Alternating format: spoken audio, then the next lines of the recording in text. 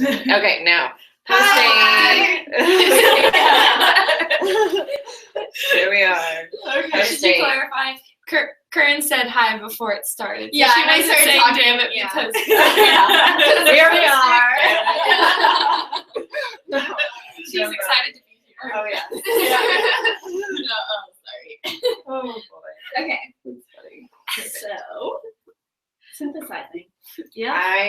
There was a lot of I did okay. Other than the fact that it was kind of dry, like this whole like process, by us diving in, it was definitely not dry that way. You know, Yes, what we like took away from it. And so I think what I took away from it is like I've always thought like after I be a teacher for however many years, I'd love to go back to school and do admin stuff more because I'd still be in the school system and then make like $100,000 a year, which would be lovely. So to me that's worth it. But also I'm like I don't remember in the Missing Voices one, but I was talking about like the process for what admin can do, and so that just fascinated me. Like, what are the steps they can take in order to like make their school feel so family oriented? And so I realized that's like a huge passion of mine, and that's going to affect so much of my teaching. I just like had that generalized thought. I'm like, oh my gosh, like outside of like my career and stuff, like family has always been such a huge priority to me, and I feel like that's really gonna help me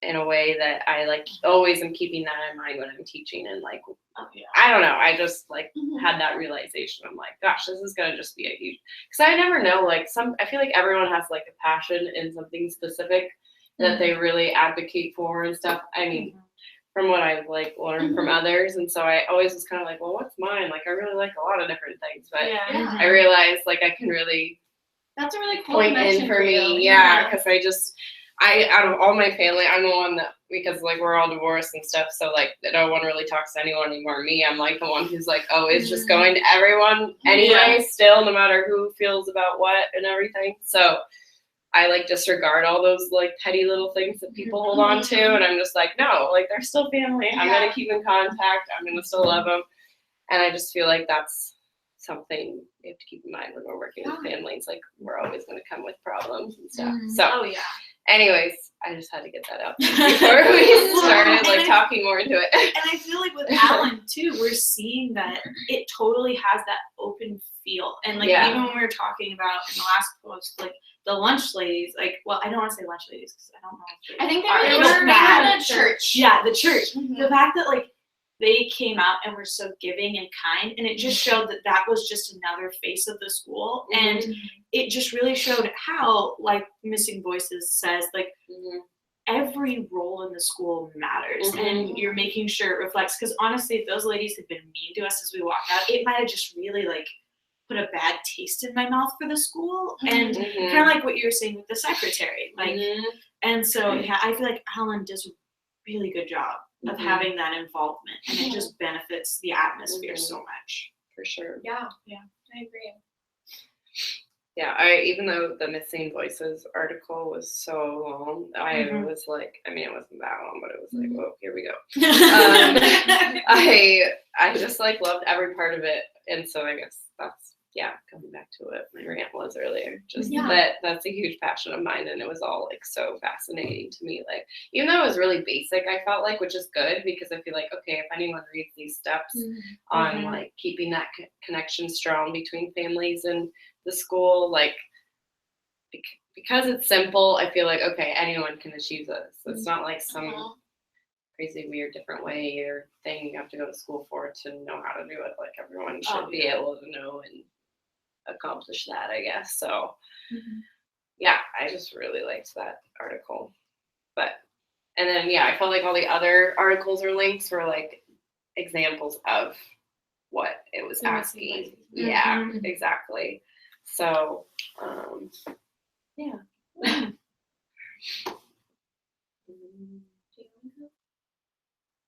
For the next one, like for B, kind of thing. So mine was. You had part 1, right? Yeah. Okay, I had part 2. That's why I said it like that. Sorry. So this is Native American. It's 2 different parts. So mine was Read and Synthesize, part 1 of the Alaska Native Network Respecting Cultural Knowledge. And it seemed like for this, like for educators, the article insists that the educators make sure that there's a tie from school to the community. And a lot of that is through elders, but then that also meant that the elders had to know the traditions and everything. And it was just about how including the entire community, you can create like a culture within the classroom that's accepting, but also keep the culture alive. And I don't know, each element from the community had a responsibility, and that was really cool to see, where it's like, okay, elders, you need to be able to do this. Okay, publication, you need to be doing this, making sure everything's relevant and accurate and everything. And it just like was really cool seeing that everybody had a place and a job to keep cultural relevancy. And and I noticed that it tied into the Missing Voices article, because it was honestly like, teachers, bring the elders into your school, like bring the community there. And so it's talking about that parent engagement, that parent involvement. And I don't know, it was just a really good read, honestly. And I just wonder how many like native tribes or nations do this kind of thing, where they have such clear, like, please do this when you're in our tribe. And so that was just about it. Yeah, I totally agree with what you were saying. Like, I thought it was also straightforward, kind of, I thought. And so, like, that was just nice. Like, having me, like, this is this. So mine was more of a network, or it was the standards for cultural responsive schools, and how, like, what standards we need to have in schools for students to be cultural knowledgeable. And then on top of, like, why, it, like, says the standard, and then it says why, and has, like, 4, like, reasons. And, I mean, I think this ties in well to what we've already kind of talked about in this class and in the other one, with, like, why cultural relevant teaching is important. And so one of the things that I thought, this is a quote that I'm going to read. It was from that chapter 2. Do you remember that chapter 2 that Shannon gave us? Like, what's culture got to do with it? Yes. I love that article. Okay, so I took this quote. It says, understanding culture, recognizing cultural archetypes, and recognizing the socio-political context are about laying the foundations for being cultural responsive teachers. And I think that although that is like related to teachers, that can be related to any individual, specifically students. And so I just think teaching like cultural responsiveness in schools just allows for students to become like more participating in like their academics, their community, and like then like the whole world, you know, just their trajectory of life will like the way that they make decisions and look at the world would be different. So that's basically what this part 2 is about, and standards of why. And then another thing that I was thinking about was, remember the video from last week, the I Learn America? It was like the really long one with all the, you guys remember? The movie one? Yeah, the movie. Oh, it was like yes, movie. yes. Okay, that was like perfectly like example of this. Because even though, you know, they don't have like standards at the school, or like, I mean, I don't know, but it was just, I thought that, I feel like sometimes we get told in these classes, like, here's an article that says this, here are standards that say this, and it's like, okay, but can we see it? You know, like, how is this playing out? And I thought that I Learn America was like, exactly, like, we got to witness students' growth with like cultural responsiveness schools, and like, it tied in really well. No, it did. I barely thought about it, but I definitely was like, oh, that one video like was a great representation of like what all of this is talking about. And, fulfilling those things. So So part 2. very cool.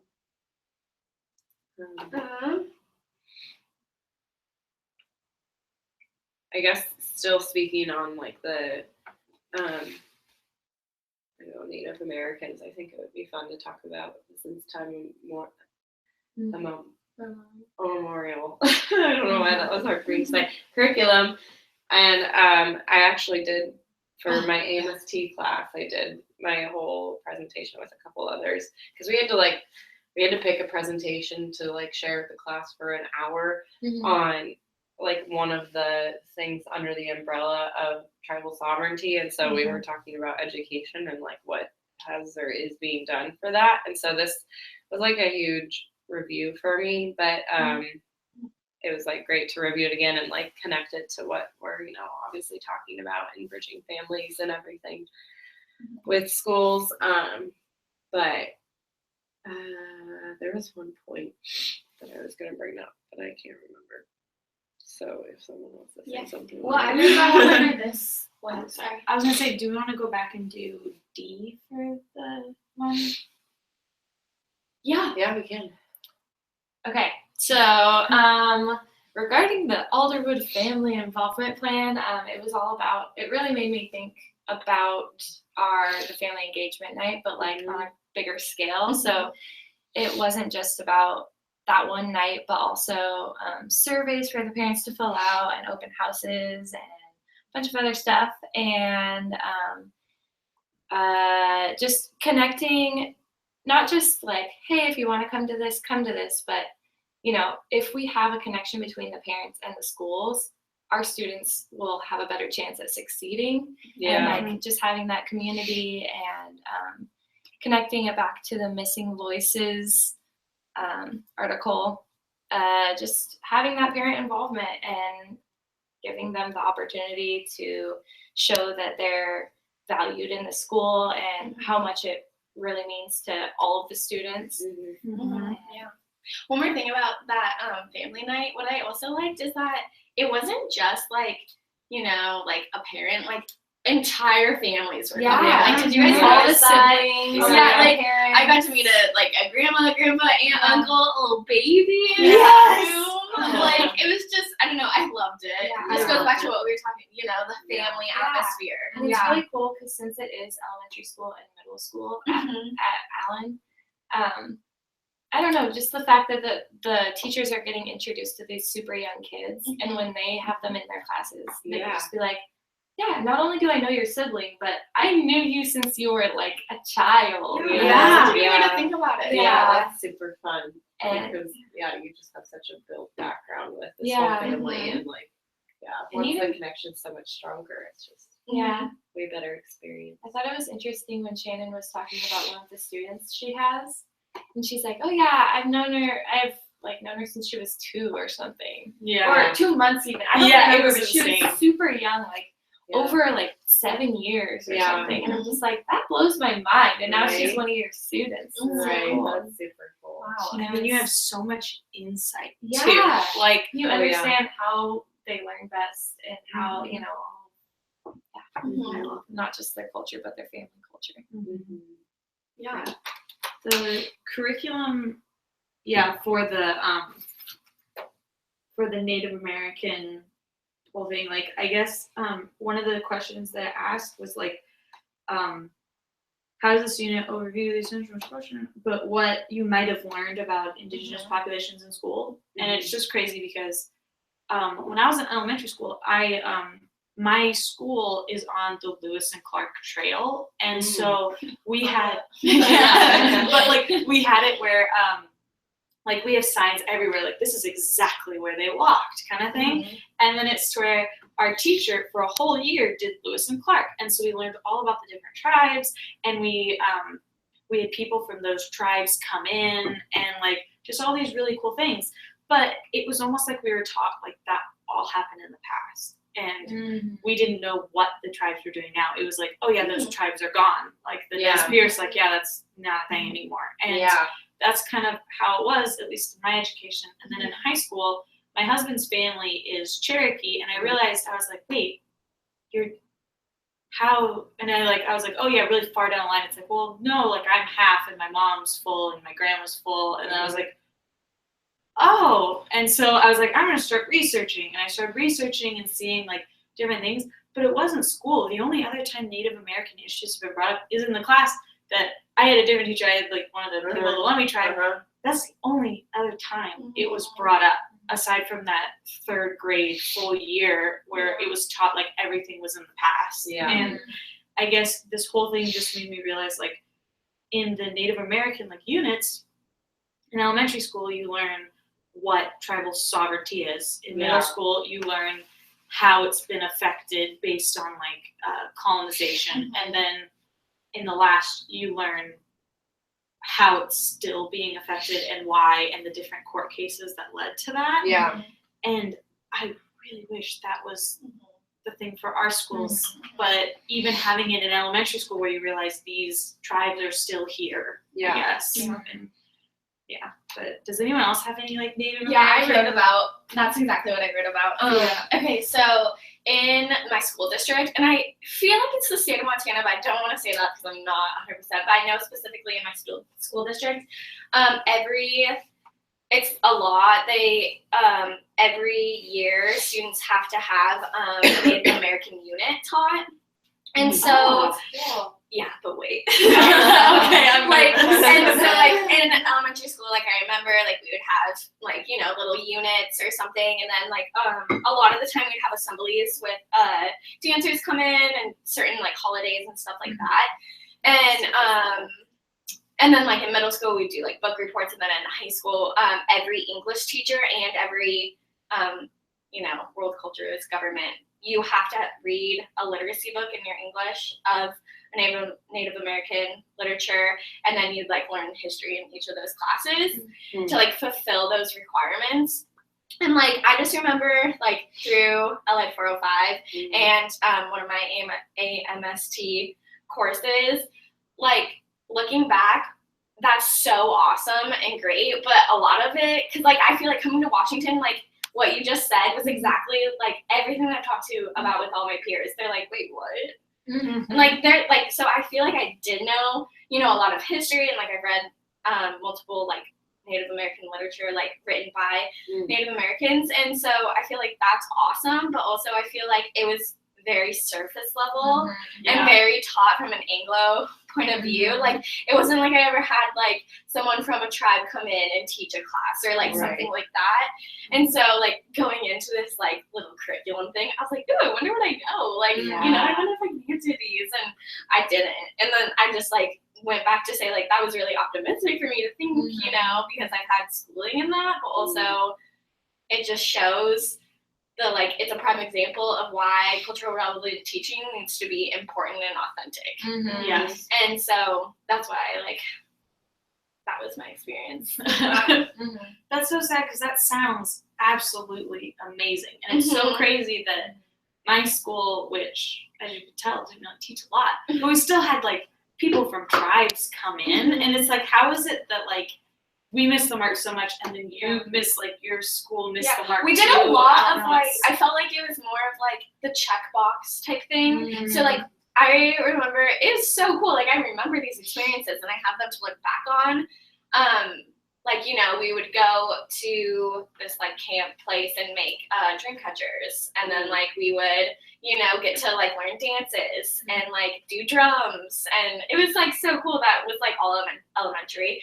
But so like I remember those. It's just like, you know, I don't know like the current, like kind of what you were saying, like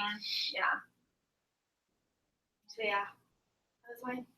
I had probably even less than experience from you, because I don't remember learning anything about laws or policies in high school regarding Native Americans at all. Like, I don't think it was touched on at all. Because, well, maybe it was, but I ended up doing Running Start, and then that's where I pick my classes. So I don't think, though, that the high school had that. Anyways, so middle school was like the last time I feel like I learned about it. I mean, before taking my AMST class, but yeah, middle school was, I feel like, just learning about like the different like types of tribes and like how they move kind of thing, like nomadic or whatever else there is. I don't know. Can't even remember. But then once I learned or went into the AMST class, like, I don't know, I just am like, with like them having tribal sovereignty and understanding what that means in elementary school within this curriculum, I'm like, not that that existed when we were in elementary school, but I don't know, I just am like, that would be so easy to teach on, and it's like just a wonderful foundation for building on with tribal sovereignty and Native American tribes and all of that. And so I'm like, that's not really, I mean, it's a difficult thing to achieve in that you can't speak from like their perspective or what so that's like the difficulty of getting those resources that are accurate, and like you're not speaking for a tribe or whatever. That's where I feel like it gets difficult. But like, I don't know, I feel like there's so many ways you can connect with local tribes, and like I feel like I have no idea, but I would think that elders would be passionate about educating those surrounding their community, but I don't know. But so I feel like that wouldn't be difficult if you like explain to them like we're trying to fulfill these standards of including this curriculum, and we would love you as a resource. Can you? Because I like from me as a teacher, I would not be able to do that like accurately. So anyways, I did not have and then elementary school was literally just like I feel like I only learned about like Thanksgiving time and like that it was all good and so a distorted view of like what our relationship was with tribes from back then and what are still now. But that was like my exact experience. It was like just Thanksgiving, and it's really interesting because we have 2 middle schools and a high school in Moses Lake, and it's the Warriors and the Braves for the middle schools, and the Chiefs for the high school. I sent them many links to some great articles. Highlighted. Good. That's awesome. I mean, it's a super conservative little town that is never going to change, but it might, if we keep fighting about it. But, and so I had this, because I moved there when I was in like 1st grade. Okay. But I always had this idea of like, when are we going to meet the Chiefs, you know? It was like, that's when I was in elementary school. I'm like, that's what our high school is. So like, when are the Native Americans going to come in and tell us, we don't have any tribes anywhere near Moses Lake anymore?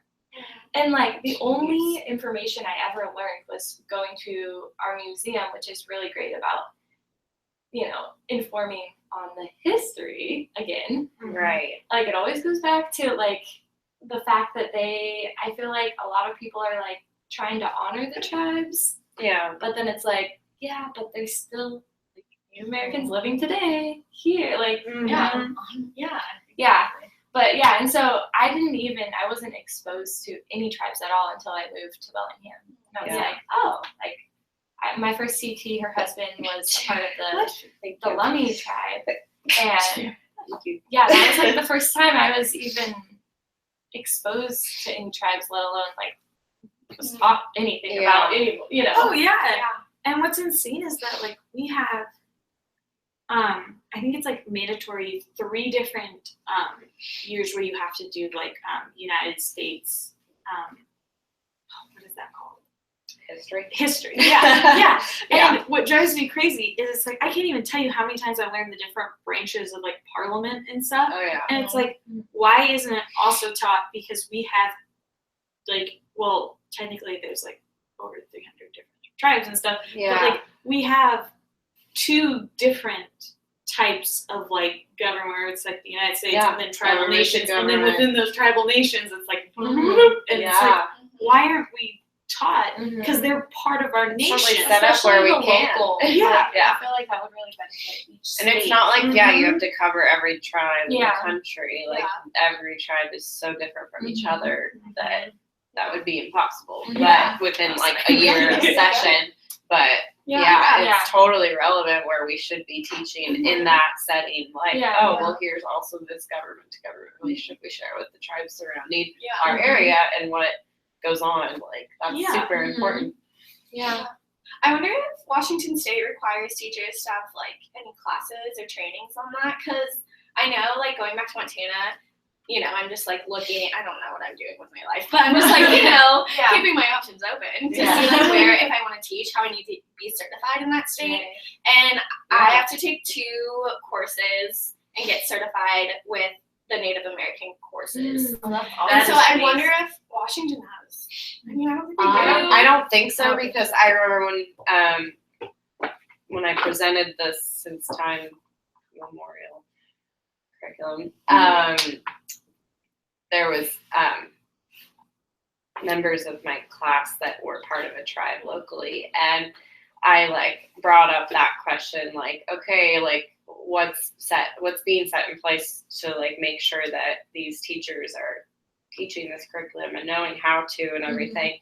And she was like saying how I don't know why, she didn't really go into reasons why, so I guess that would be something to look into, but she was saying that like that wasn't out of all the like issues that they're addressing. That wasn't one of the strongest issues that they're trying to address, so there wasn't anyone to support that curriculum and train people locally, because they have so many others that are more important that fall into line with that, I guess. And so she said that there's like, you know, the people that created it, and then like no one to help back that up and like educate others on it, because I don't know. And so that was like really fascinating to me, like going back to what I said a couple of weeks ago about like what we think are our problems aren't their problems. So like they may not, like we think like, oh, we need to be aware of them.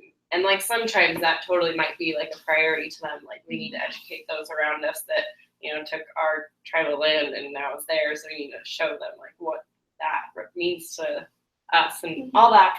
But locally, she said that like that's not like their like of organizing that like in training and all. I was just like, oh, well, that's interesting to think about. Like we are like, okay, we need to make sure we're, you know, being in touch and learning those things about the tribes around us, but for them it might not be like a huge priority. Which we won't ever know, not being a part of that tribe, why not. But like from our perspective, we're like, no, we need to know these things and we need you as our resource to be educated. And I don't think either are bad. It's just like a different perspective. So it's just like interesting to think about in that way. Anyways, I feel like I always, whenever I talk, I go, and then I just stop. That's what I do. Like, I got it all out. I don't know how to transition that to something else.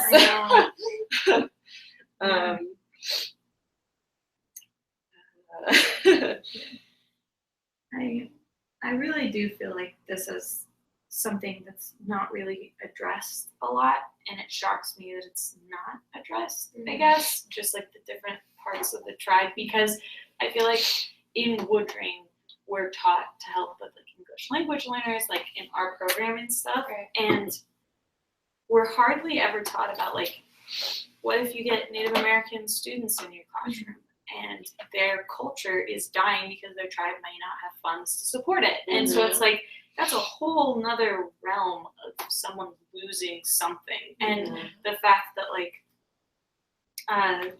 what's going on now where like, a lot of the times the kids are like dropping out of high school, so they don't have degrees. So the people who are going and teaching in their tribes, like teaching, are white women.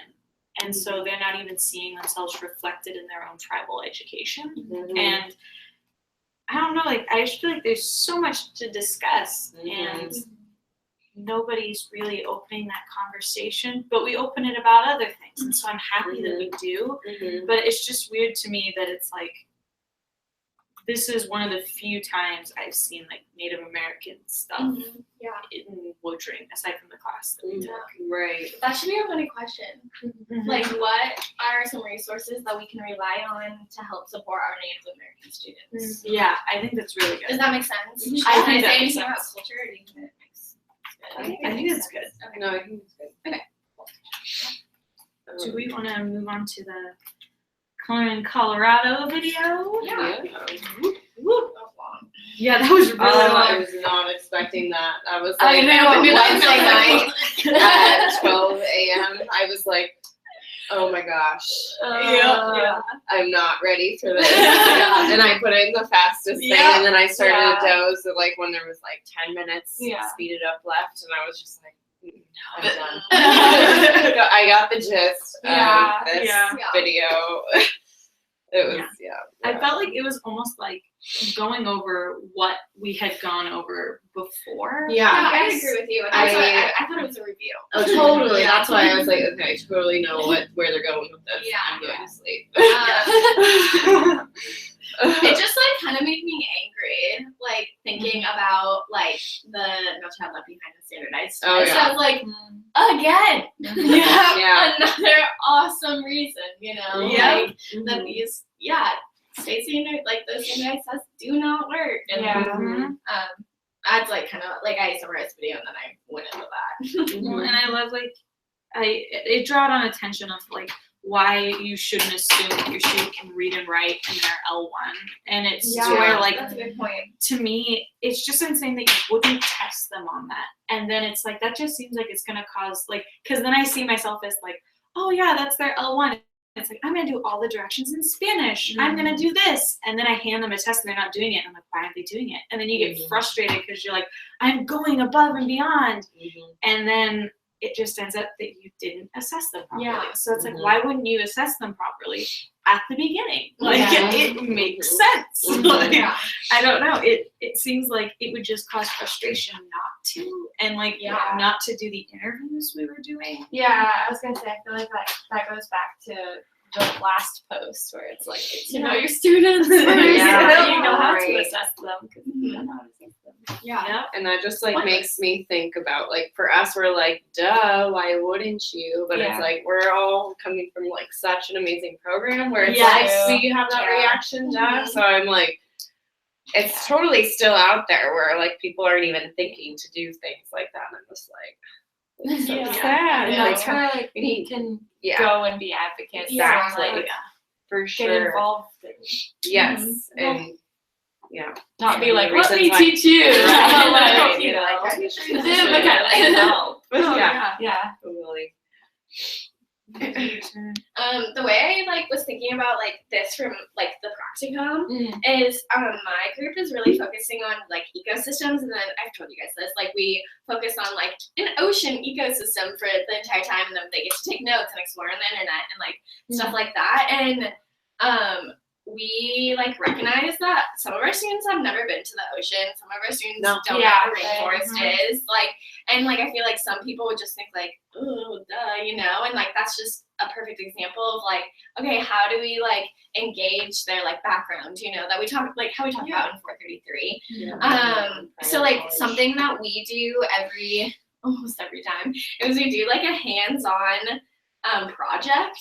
And so like the first one was building their own rainforest so they could get an idea of what like the elements of a rainforest are, and like put it in the jar and then like build it and be like, oh, this is cool, and then like we learned about it. And then we made sand slime for the desert. Cool. Yeah, and that was like just a fun project. And then for the ocean one we made jellyfish. And like, I don't know, just led really like well into it to like get their minds engaged, but also be like, so like, has any of us seen a jellyfish? Do we know what that looks like? And like, you know, and like one of our students was like, yeah, I saw him Finding Nemo, and I was like, yes, that's where a lot of the ocean came from. I was like, and like, what happened when he like fell on it? And they're like, it got stung, and I was like, yes, and so like just trying to find out what the background is, and then like building on top of that, so you can dive deeper in the content.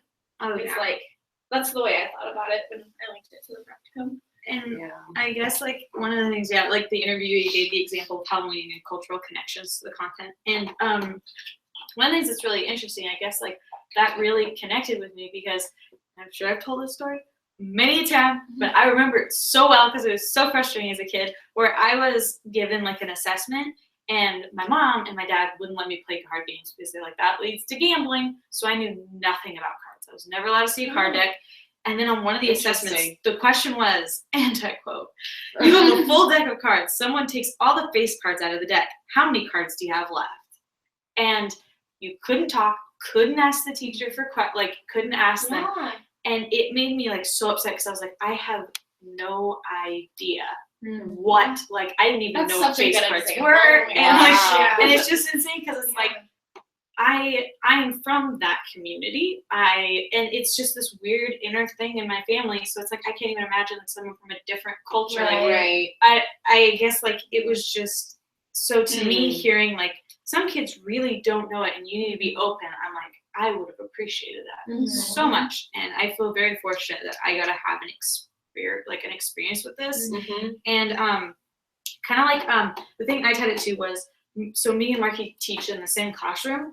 And one of the, so there's like sometimes where they don't know what something is. And at one point we were like something away, like an animal that's nocturnal is an animal that we know. It's like an owl is nocturnal. And it was to where they were all like nodding their head and doing that. And then my student, because she's more vocal, my K-State student was like, what is that? And then we were like, oh, and then we drew it on the board, and then we were like, an owl, and then we were like, oh, but they didn't know that word, but they were all just so willing to be like, Even uh-huh. in Spanish, some of them didn't know the word. Yeah, or what it looked like. Yeah.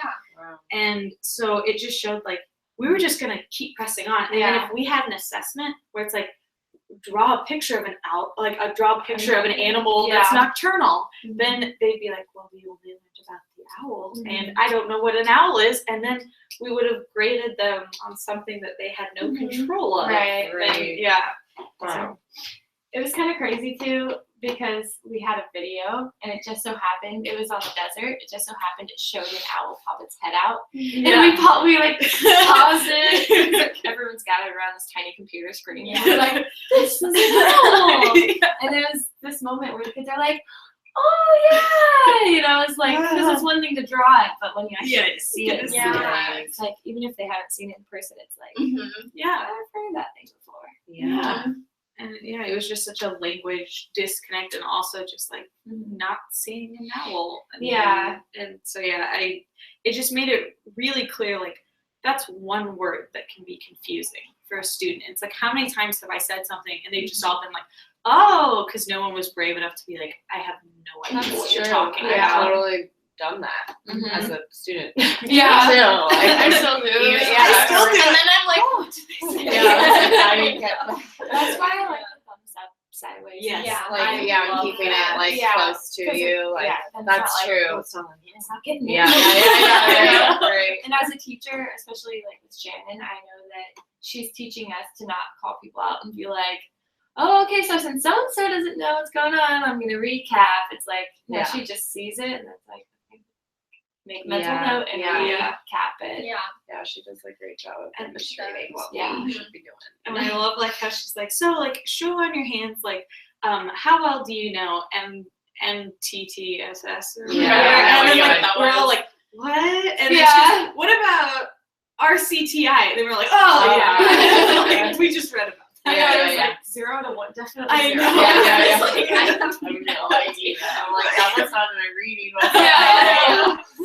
It's good to know that it's new, so it's not like we're just like not getting informed. Right.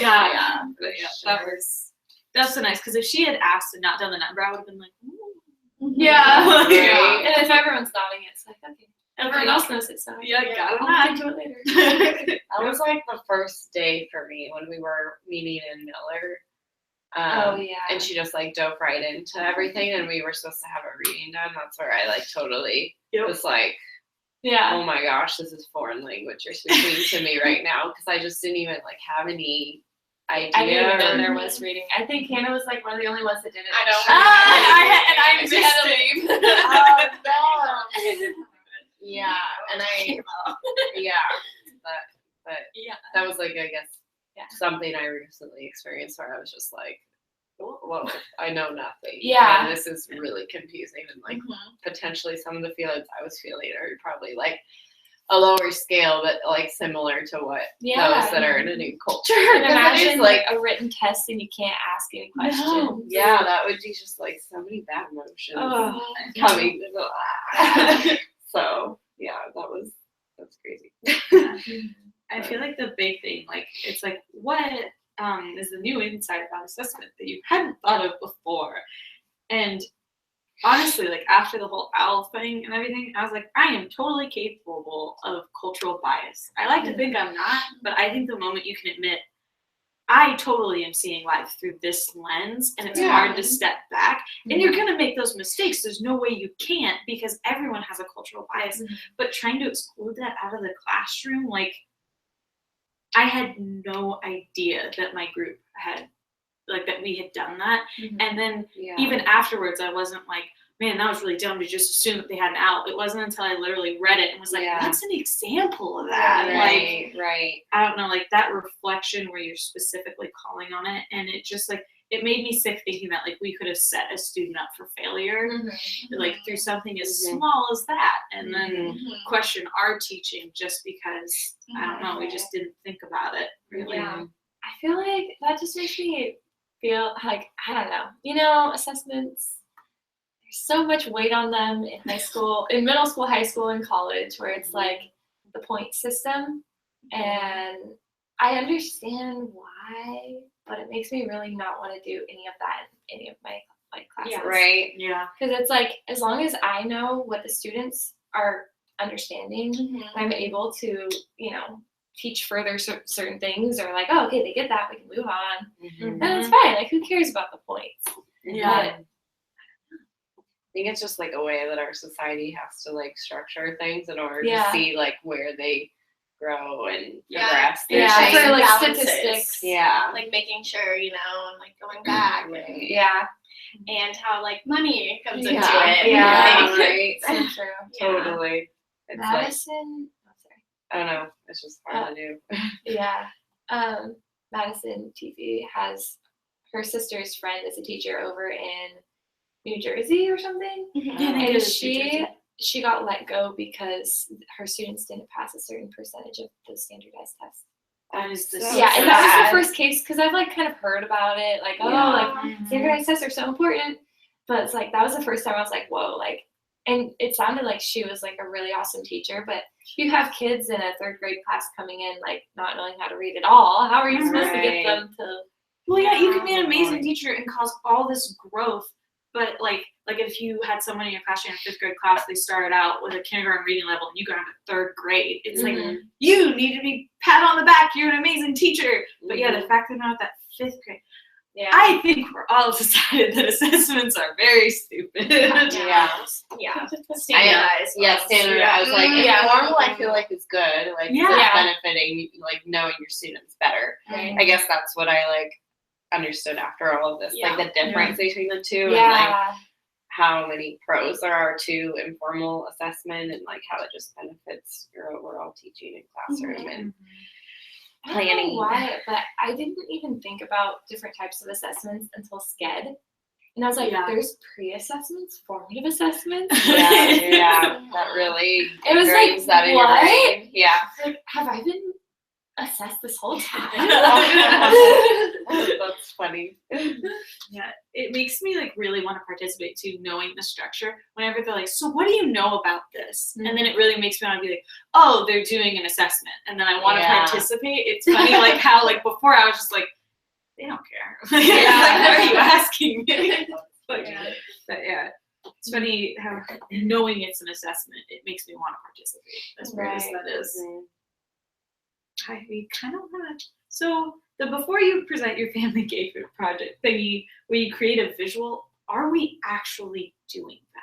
Because we're not meeting, and so we don't have. Yeah, the I didn't like even talk about that in mine because I don't think we're doing. Because I kind of disregarded that only because of her one message on like we're gonna do some activity in class the day that it's due, and that we need. And she like said like you all went to the same one and your Yeah. presentations.